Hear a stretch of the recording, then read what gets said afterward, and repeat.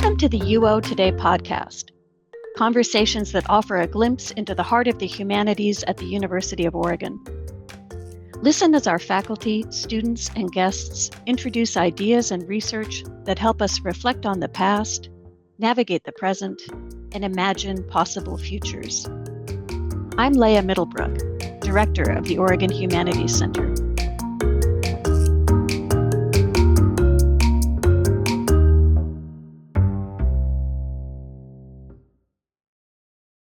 My guests today are Emily Moore, the Instruction and Outreach Archivist, and Mahala Ruddell, the Lead Processing Archivist in Special Collections and University Archives at the University of Oregon.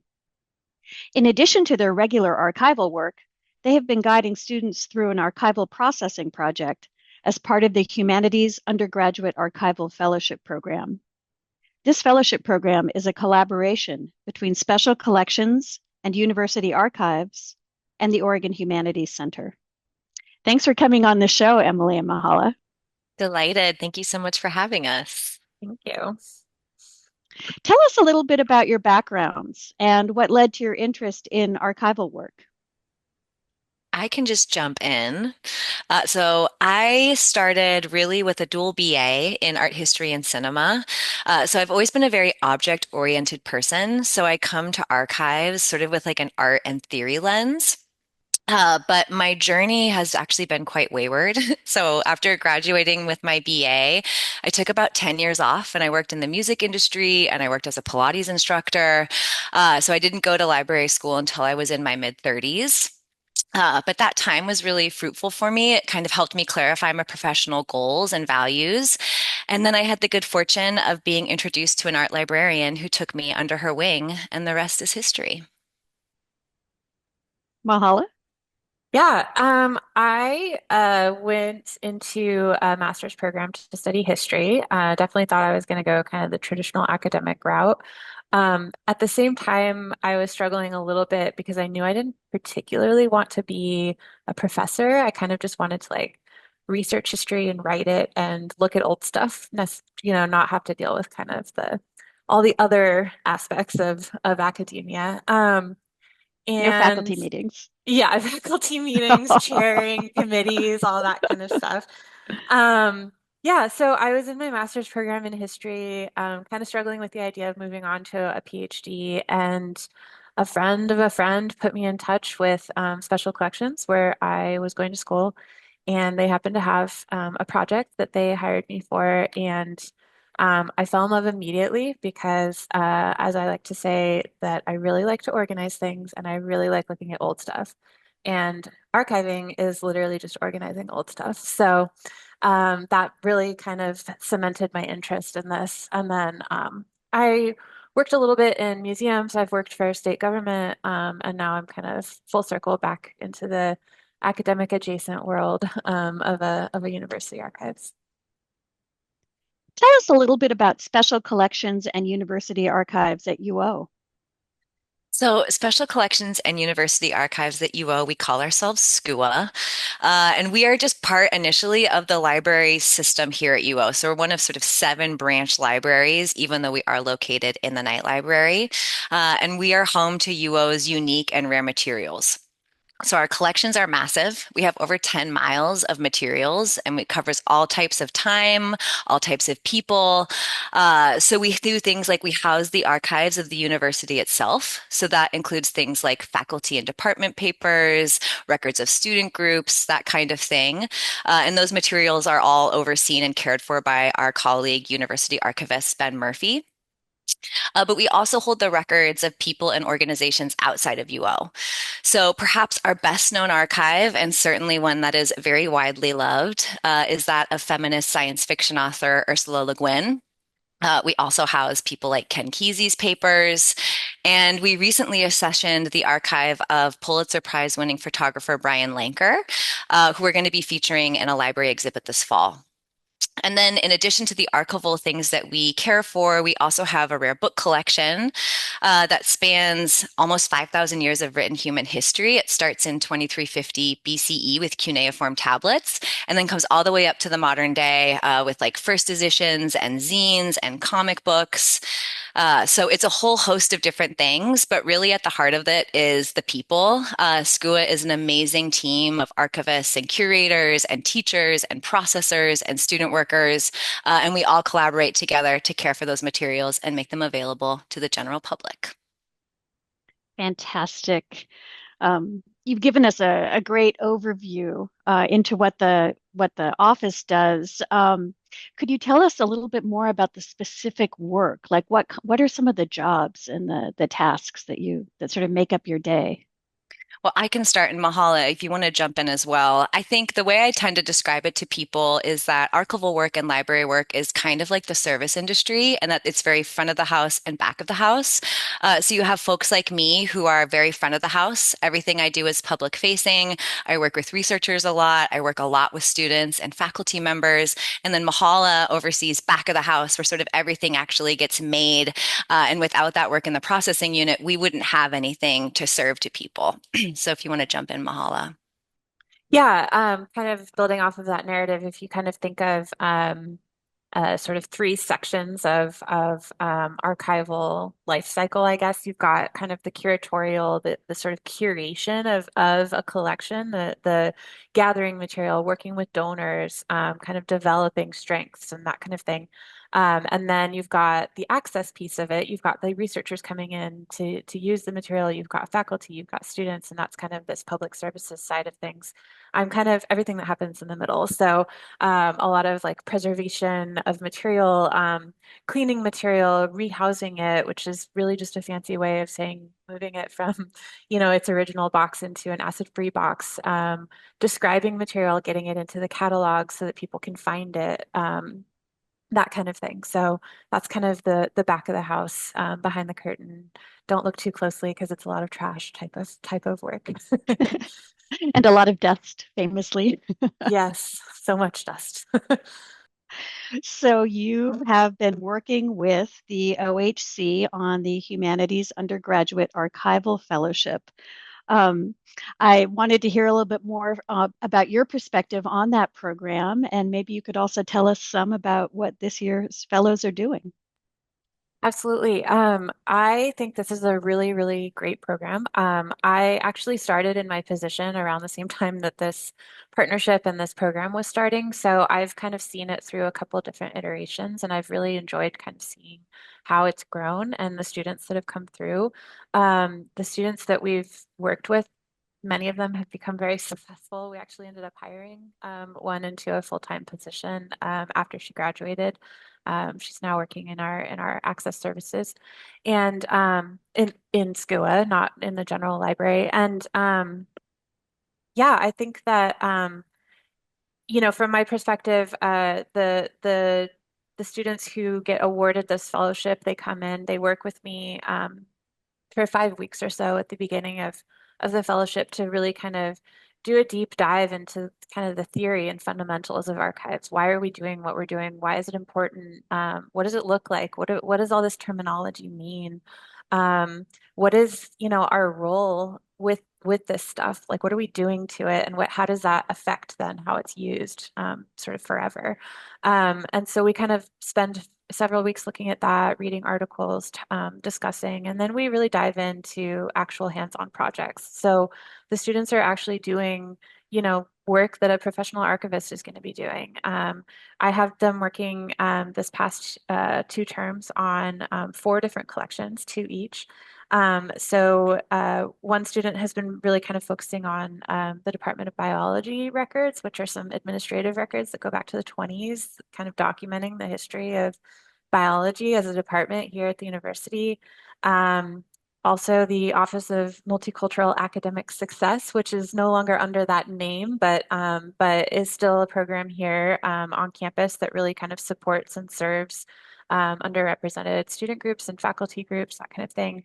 The Oregon Bach Festival records, which really kind of look into or really document the history of the Oregon Bach Festival from the time that it was, you know, conceptualized within the School of Music all the way into its sort of like independent organization, and then kind of back into the under the purview of the university, kind of fluid movement there, and kind of looking at the importance of arts and community education. And then also a collection of material from an intentional living community that was part of the lesbian land movement, which is called the Owl Trust or Oregon Women's Land Trust, and really documents the history of that group and that movement. So a pretty big spread of things. We've really tried to focus a little bit on university history and university archives. University of Oregon is coming up on its 150th anniversary, and so in anticipation of interest in sort of the history of the university and what we've been and where we could go, we've been trying to get some of those collections open and out for the public to use. Fantastic. What does processing a collection entail? That's a great question. So at its very basic, what we're essentially trying to do is kind of take material that is brought in to us in whatever condition it's in, and sort of kind of freeze it at that moment of time, and then kind of get it into proper housing. So again, acid-free boxes, folders, that kind of thing. Kind of mitigate any kind of risks that might be present. A lot of times people store historical records in attics or basements or sheds, and sometimes things come to us in pretty kind of gross states, and we kind of have to brush out dead bugs and dust and all sorts of things, and get it to a point where people can use it in their reading room. And a huge piece of archival processing is actually sort of arrangement and description. So kind of working with material in a way that honors the sort of use and creation of its originator, and the person who collected it and sort of created it, as well as makes it sort of usable and accessible to researchers. So we're creating a narrative description about what is in a collection. We're writing up biographical or contextual information that kind of explains the context of material and where it came from and why it's important, that kind of thing. So it's a little bit of really physical work, a lot of rearranging things, a lot of moving papers from one box to another, a lot of kind of cleaning things up. But then it's also kind of this intellectual approach to it as well, where we have to kind of incorporate that description piece to it. Fantastic.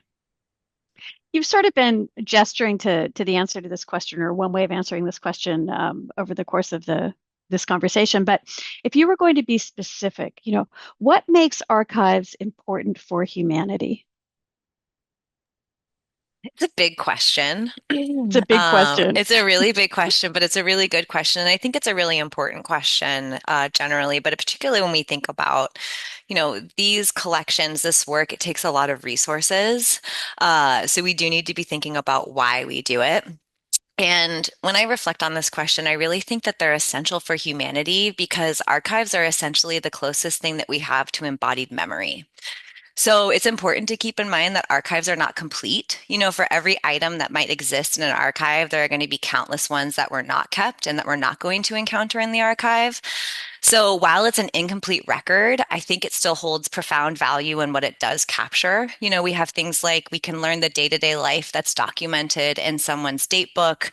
We have the minutes of a meeting that records the founding of our institution. We have things like the flyer for a 1944 dance in Lincoln City, like a huge variety of things. And all of those items offer us a touchstone that can build a stronger sense of a real historical continuum. So I think the archive reminds us that we don't live in isolation from history, and we also don't live in isolation from the future. And I might just add too, I think for better or worse, Western culture places a lot of value on the written word as kind of a source of truth. And I think that in terms of understanding history, being able to come in and access and like read the words that kind of documented events and feelings and people and all that kind of stuff, that's really crucial to sort of understanding where we've been, where we could be going. The more things change, the more they stay the same type of thing. And so I think archives as a profession, as a field, has really emphasized that written word. But I think as we sort of open our minds to better understanding that written, words written on pieces of paper is not necessarily the be all end all of knowledge.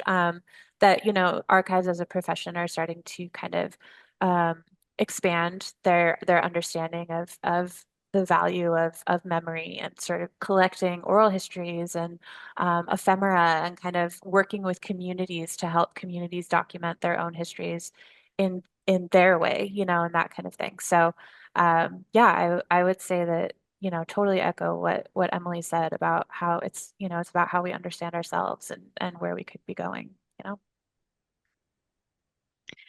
What is the most surprising or interesting thing that each one of you has come across in these archives?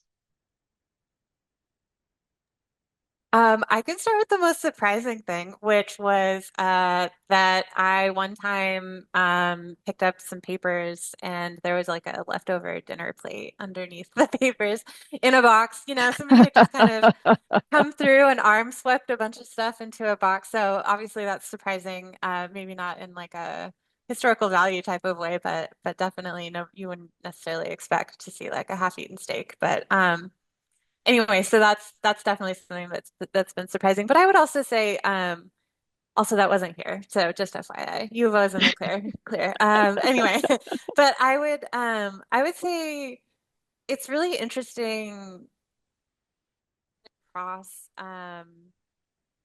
things that are like that remind you that like people are just people and kind of always have been. And I was just recently processing a collection that we have of scrapbooks of it used to be really, really common for students to just create scrapbooks that documented their time at University of Oregon, and we've got tons of these.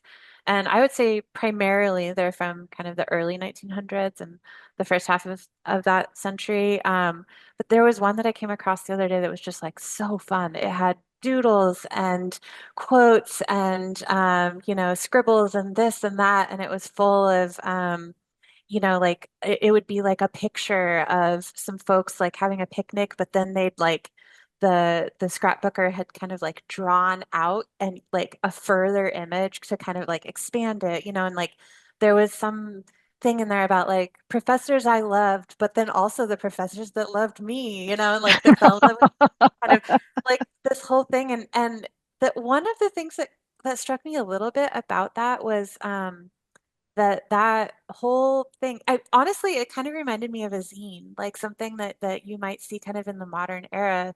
This was from 1920 to 1924, so almost exactly 100 years ago. And I'll say too, like the scrapbooker was his name was Raymond Porter, and for something that I think sometimes kind of gets like a gendered bias toward it, like we might picture like, oh, scrapbooking, club, like all these older women or that kind of thing to kind of or like a mom scrapbooking her kid's first year, that kind of thing. But then to have this like really rich and detailed and ornate scrapbook that was kind of done by this guy, just documenting his time here at the U of O 100 years ago. That was really fun to look at. So uh, I could go on and on. I have so many stories, but I figured I'd maybe let Emily if she has anything she wants to add to that too.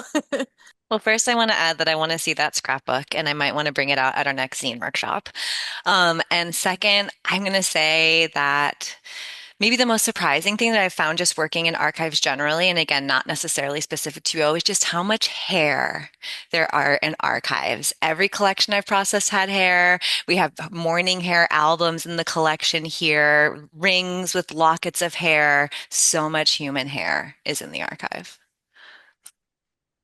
Intentional and unintentional, right? Yeah. That is really interesting. I think pretty much everybody listening to this podcast is going to be heading over tonight to make an appointment to come to special collections. Come see all the hair. Come see what they can find. Where can the UO community and the public engage with these materials? How do our listeners go about that? So there's myriad ways. And I will say that I think the most fun way to do it is if you can come to see us in person on campus, please do. We are open to the public. So all of the info on being able to register and visit SCUA and look at our collections is available on our website, which is library.uoregon.edu /special-collections. But we also do have wonderful digital resources as well, including Oregon Digital, which is where all of our digitized archival and rare book materials live. It's also something that we share with Oregon State University, so you're able to access all of their stuff as well. And that's at oregondigital.org. We also have digitized audiovisual materials that include things like incredible public access television from the 90s and old footage from the Oregon Country Fair. And all of that stuff can be explored at uoregon.aviaryplatform.com. And then most fundamentally, everybody can explore our holdings in the UO Library catalog, which you can explore at library.uoregon.edu. Thank you so much for those, and we'll put those links up in the chat, or excuse me, not in the chat, in the show notes, so that people can access those as well. Wonderful. Thank you so much for this conversation. I've been speaking with Emily Moore, the Instruction and Outreach Archivist, and Mahala Ruddell, the Lead Processing Archivist in Special Collections and University Archives at the University of Oregon.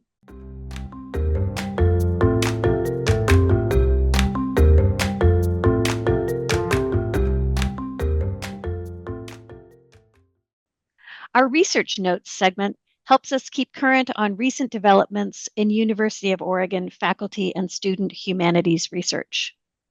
In this episode, Abigail Fine tells us about her new book, The Composer Embalmed, Relic Culture from Piety to Kitsch, published by the University of Chicago Press in June 2025, which is, like today, I think. Is that true? Yes, it's officially out. Oh my goodness. Well, Abigail, thank you for coming on the show and congratulations on the fresh new book. Thank you so much for having me. I'm really glad to be here. How would you describe your research focus? So broadly, or in a nutshell, I would say I focus on digging up traces of now forgotten 19th century people who loved music. And I'm trying to find out what long dead composers meant to them. That's the biggest picture of what I do. And in terms of how I do it, I consider myself not just a musicologist, a music historian, but specifically a cultural historian. I focus on Germany and Austria. I focus on the late 19th century. And when I say I'm a cultural historian, really what I mean is I try to tell stories and make arguments about history that come from a wider range of artifacts than traditional sort of more text-centered things. When I say text-centered, I mean letters composers wrote or music critics writing about composers, or even works of music that are texts themselves, if you want to read them that way.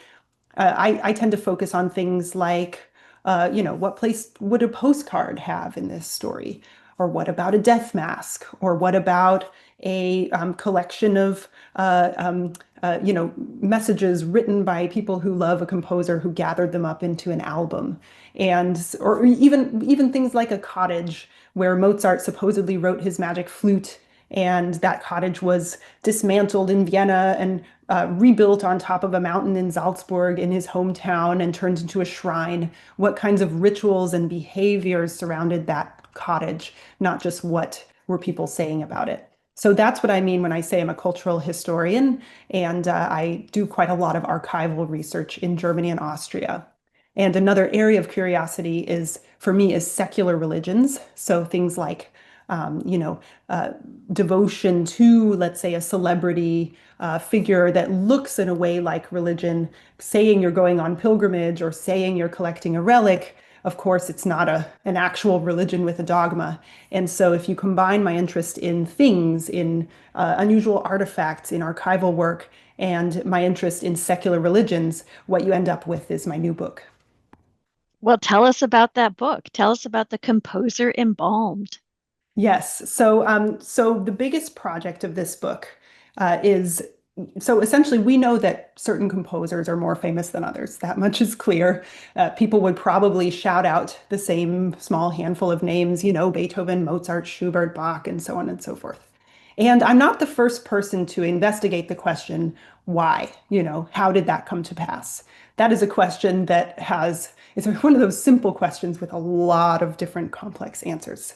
What my book is doing is offering a bit more granular explanation than most for how it is that that happened by looking not at necessarily well-known people who were the main kind of arbiters of these, afterlives of composers after their deaths.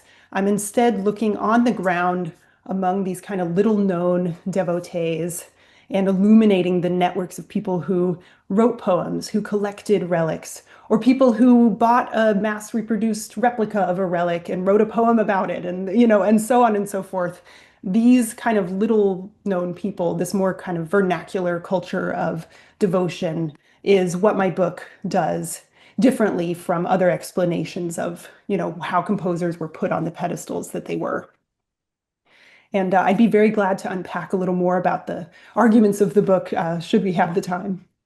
Oh, I'm totally thrilled. So, who are some of the composers that you focus on in the book? Yeah, well, I talk quite a bit about, of course, Beethoven, whose velvet flocked hot pink bust graces the cover of the book, although that object is not actually one that makes its way onto my pages. And I talk quite a lot about Mozart. I just mentioned his Magic Flute Cottage, which forms my chapter 2. I talk about the circulation of skulls and medical relics of quite a few different composers. Schubert and Haydn, for example, make their way into the book. And in the last chapter, I talk about composers who sanctified themselves in a more self-conscious way.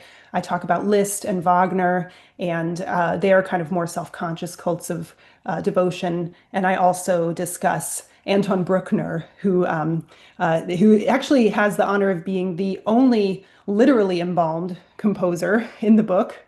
Generally, when I say the composer embalmed, I mean it as a more of a metaphor for the desire to preserve, collect, and possess the composer's body, this kind of exhibitionary eagerness to put the body on display in a vitrine, to take the body apart and preserve it and cherish it. And even though that cherishing can look a bit like desecration at times, that is a tension I'm really interested in.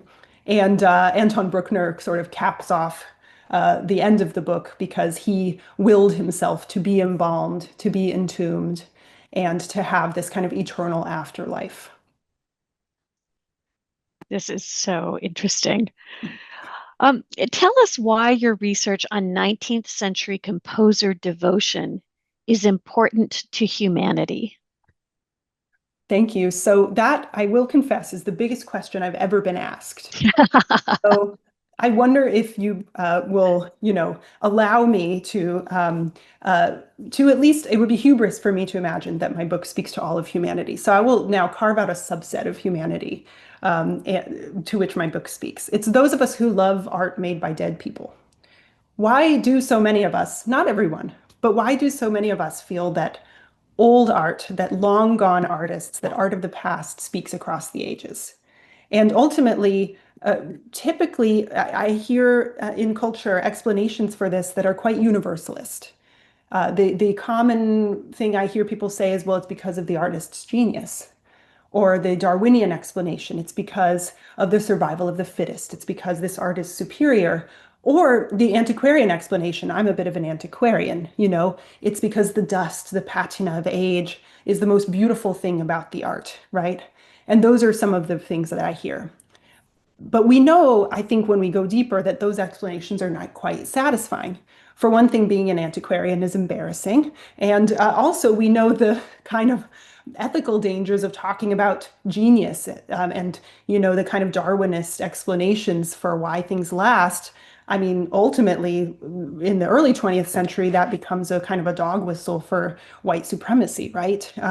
Whose forehead is the tallest. Ask German music lovers from the 1930s who analyzed Beethoven's skull for its Teutonic traits. And you can see how those kinds of universal explanations go in a dark direction, right? So if you'll humor me for my long answer to this, what if we look for explanations for why art speaks across the ages that are not universalist, but instead vernacular, that look at more local cultures of really what is really love and affection for composers of the past. And yes, love and affection for their music, absolutely, but also a desire to be in contact with them, to almost like, have a tactile relationship with them, and also to have a very imaginative relationship. I mean, in the book, I have quite a lot of female devotees who write these fantastical poems. Some of them are kind of like erotic love poems for Beethoven and things that are just much more tactile and much more fantastical than we've necessarily known before. When you hear of a word like the canon, the official roster of famous composers, you think of something very sanitized, very authoritarian, very much from the top down, and not culture from the bottom up. So what if all of this helps us understand why a subset of humanity loves old art, right? And it's partly through religion, because that desire to connect tangibly on the earthly plane with something that feels not of this earth, like that is a very powerful and deep-rooted and essentially kind of a religious phenomenon. And the result of that is that all humanizes classical music, humanizes composers. It might seem like composers are kind of in the stratosphere of sacredness, like as deities, but actually in my research, I found no, that sacredness made composers more real, closer to the heart. And so, this is just the big picture here is that this helps us think through why we value art, what art is supposed to do for us. It moves us, but also in the 19th century, being moved by art could mean you had a good moral compass. It could be a kind of an elitist idea. What if we set that aside and say, well, art kind of like opens up this like connection to the dead, or tethers us to the dead in this interesting way? So those are some of the reasons why I find this project exciting. Yes, no, I think that, it's a really compelling answer. And as I was listening to you, I was thinking about how you're able to mediate between these kinds of grand ideas and then the human experience of intimacy. I mean, so much of what you're describing seems to be, yes, just intimately human. Yes, exactly, exactly. What a great conversation. I simply cannot wait to read this book. Tell us, aside from reading your book, where can our listeners learn more about the topics you've been discussing with us today? Sure. Well, so for those who are interested in learning a little more about, I had mentioned that one area of my work is on composer houses and shrines and sort of sites of pilgrimage. And if folks want to read more about that, there's a great book by Nicola Watson called The Author's Effects on Writers' House Museums. This is where she talks about English writers and their devotees, and about how museum reactors, excuse me, how museum visitors reacted to objects they saw on display. And there's another book I love by Deborah Lutz called Relics of Death in Victorian Literature and Culture. This is about hair jewelry and all of, death masks and all the different forms of Victorian relic culture and how they appear in Victorian literature. Now, for readers who want all the gory details, the body parts, the intrigue, the true crime, there is a book for a general readership called Cranioclepty by Colin Dickey.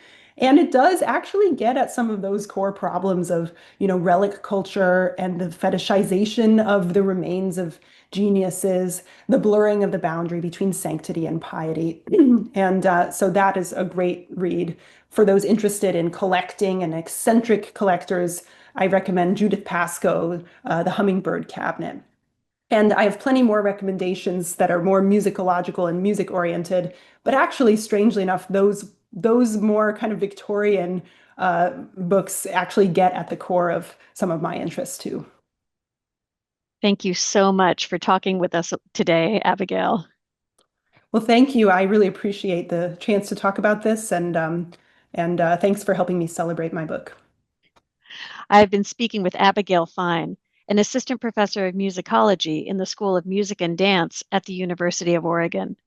Her new book, just out this week, is The Composer Embalmed: Relic Culture from Piety to Kitsch, published by the University of Chicago Press in June of 2025.